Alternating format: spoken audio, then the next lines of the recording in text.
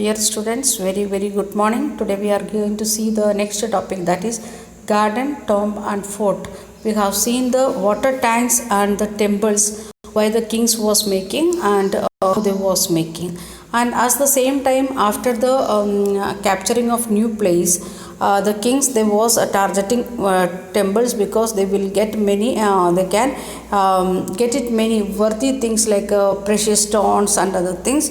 So they was targeting. At the same time, it is making a humiliation to the king who is defeated, or the loser, he is getting the what we can say a little bit humiliation because of the exploitation of these temples. So we are moving to next part, what the kings was making, that was garden for the people, then tomb for the dead, to keep the dead people, and fort to protect the country or the area. Under the Mughals, architecture became more complex. Babur, Humayun, Akbar, Jahangir, especially Shah Jahan, were personally interested in literature, art and architecture. We can see in the time of Mughal emperor, they was very much interested in art as well as literature, and especially it is names given Babur, then Humayun, Akbar, Jahangir and Shah Jahan. Please underline their names, and they are interested in literature, art and architecture. Please underline.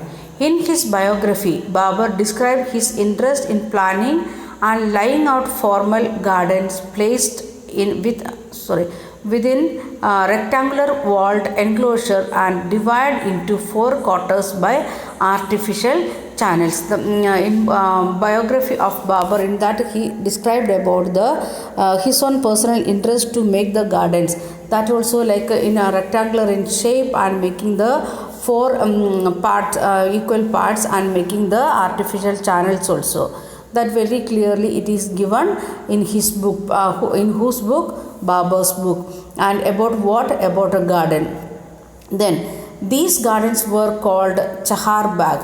What they are calling the garden? Chahar Bagh. They was calling it Chahar Bagh because char means the we know that is in Hindi, that is means four gardens together they was making. That's why it is known as the Char Bagh, because of their symmetrical division into quarters. Means Babur he himself said like that it was divided into four quarters. Okay, beginning with Akbar, some of the most beautiful Chahar Bagh were constructed by Jahangir and Shah Jahan in Kashmir, Agra and Delhi. Not only were their palaces are there, instead of that they are moving other places also and making the garden what Babur was made that in same shape they was making. Who are the famous one? Akbar, then Jahangir and Shah Jahan. And where they made gardens? In Kashmir, Agra and Delhi. Then there were several important architectural innovations during Akbar's reign. When Akbar was ruling that time, we can see many innovations. Means the new ideas they have started to practice. What type of ideas? Architectural ideas. For inspiration, Akbar architects turned into tombs of his Central Asian ancestors. He made a tomb, means the to keep the dead body as a memory of the ancestors. For that purpose, what he done? He made a tomb of his Central Asian ancestors, means the Timur, for the Timur family. And the central towering dome and walled gateway, that is known as the Pistak, became important aspect of Mughal. When they was making the tomb or anything, we can see there will be a middle, there will be a central towering that one dome, as well as a tall gateway we can see in the if you are going to Mughal means Agra fort or the Taj Mahal, everywhere we can see like the same structure what they are making. Okay, then here it is given the pictures. First one, the 1590 painting of the Babur supervising workers laying out the Chahar Bagh in Kabul. Not how the intersecting channels on the path created the characteristics of Chaharbagh design. This is the when he was Humayun was there in the Kabul, means Afghanistan. That time he is supervising how the garden workers they are working in the garden. Then again, the tomb of Humayun constructed between 1560 to 1571. Can you see the water channels what they are making? In the middle we can see water channels they are making. If we are going to other Mughal forts and tombs, we can see the same way. Then the throne balcony in the Diwan 1 and in Delhi completed in 1648. The seat of the king what they made in the in Agra, that is in in Delhi in 1648.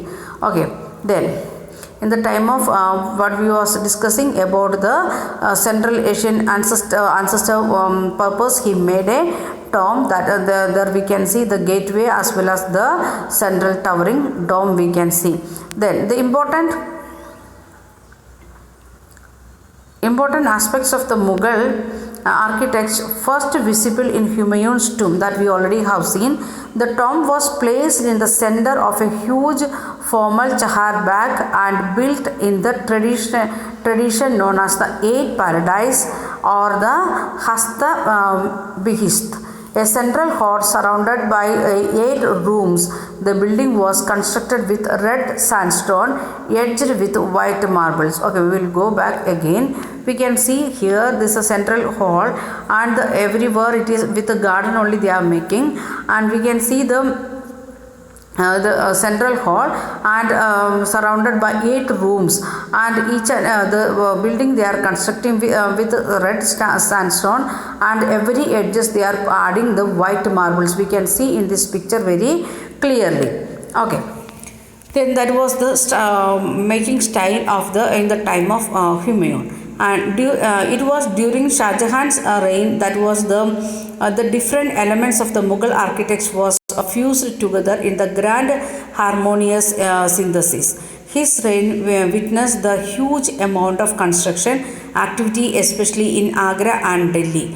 In the ceremonial hall of public, the private audience, Diwan ki khas oam, were carefully planned and placed within a large courtyard. These courts were also described as Chihil Saturn or 40 pillared halls.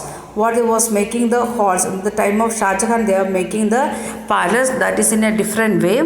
What was Akbar or the Humayun made in from that different, and he was making many architectural big buildings he made in Agra as well as in Delhi, and in where he was making a building like that, there was a ceremonial hall where the public can come and participate in the program.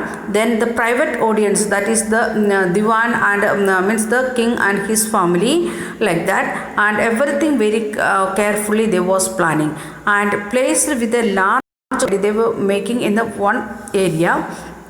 There was a 40 pillars, that much big hall, the big building they was making, not the small pillars. It is these pillars are very big pillars.